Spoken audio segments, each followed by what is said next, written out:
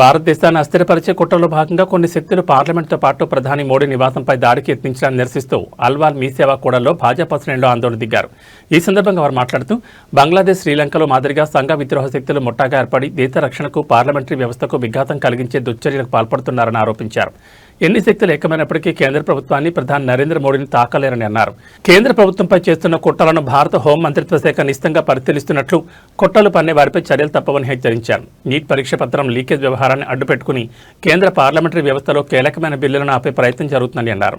విద్యార్థుల పేరుతో చెలగాటమాడుతున్న వారిపై కేంద్ర ప్రభుత్వం ప్రత్యేక చర్య తీసుకోనున్నట్లు వెల్లడించారు. ఈ కార్యక్రమంలో అల్వాల్ సర్కిల్ బీజేపీ శ్రేణులు పెద్ద సంఖ్యలో పాల్గొన్నారు.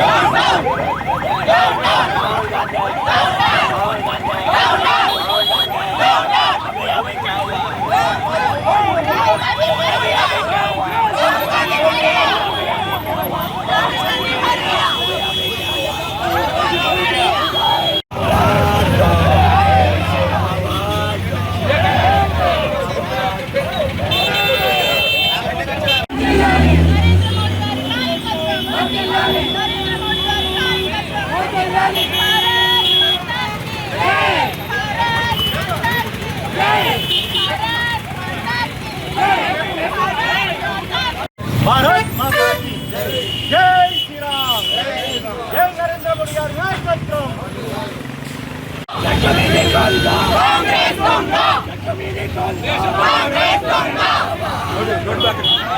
మన కాంగ్రెస్ పార్టీ వాంటెడ్గా ఈ దేశాన్ని సుస్థిరపరచాలని చెప్పి ధర్నా చేసింది.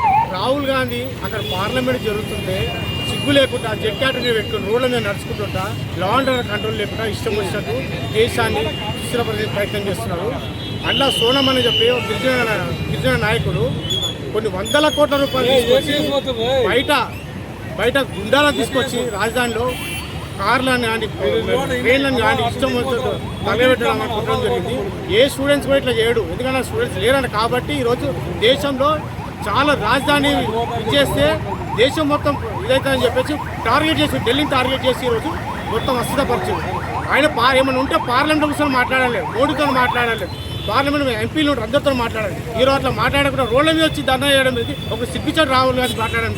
ఎంత అంటే మహిళలు అయితే ఘోరంగా, మహిళలకు సంబంధం లేని మహిళలు తీసుకొచ్చి వాళ్ళు తొక్కుకుంటాలని చీరలు గుంచుకుంటా, బట్టలు గుంచుకుంటా చేసిన అలాంటి ధర్నాలు ఈనాడు నీట్ పరీక్షా పత్రం లీకేజ్ నుంచి స్టార్ట్ అయ్యి, నిరసన దీక్ష నుంచి స్టార్ట్ అయ్యి, మన దేశ విద్యాశాఖ మంత్రి అయినటువంటి ధర్మేంద్ర ప్రధాన్ రాజీనామాని కోరుతూ మొదలైనటువంటి ఈ యొక్క నిరసన మొన్న రాహుల్ గాంధీ సిజేపీ పార్టీకి రాహుల్ గాంధీ నిరసనకారులు, అక్రమ వలసదారులతో చేస్తున్నటువంటి నిరసన కార్యక్రమాలను సమర్థిస్తూ ప్రధానమంత్రి యొక్క అధికార నివాస గృహాన్ని నిర్బంధించే ప్రయత్నం చేశారు. ఇది ఎంతవరకు కరెక్ట్? పార్లమెంటులో ఈనాడు నీట్ ప్రశ్నాపత్రం లీకేజ్ గురించి చర్చిద్దామని చెప్పిన తర్వాత కూడా ఎల్ఓపికి ఇంతకన్నా ఎక్కువ ఏం కావాలి? దేశంలో విచ్ఛిన్నకర శక్తులకి, దేశంలో ఉన్నటువంటి విచ్ఛిన్నకర శక్తులకి వీరు అవకాశం ఇస్తూ, వీరిని ప్రోత్సహిస్తూ దేశ ప్రధాని అయినటువంటి నరేంద్ర మోడీ గారి అధికార నివాసం ముందర కూర్చోవాల్సిన అవసరం ఏంటి? పార్లమెంటులో ప్రశ్నాపత్రం లీకేజ్ గురించి చర్చకు తీసుకుంటాం అన్న తర్వాత కూడా దీనికి విద్యా సంస్థ పైన రాహుల్ గాంధీ కాంగ్రెస్ పార్టీ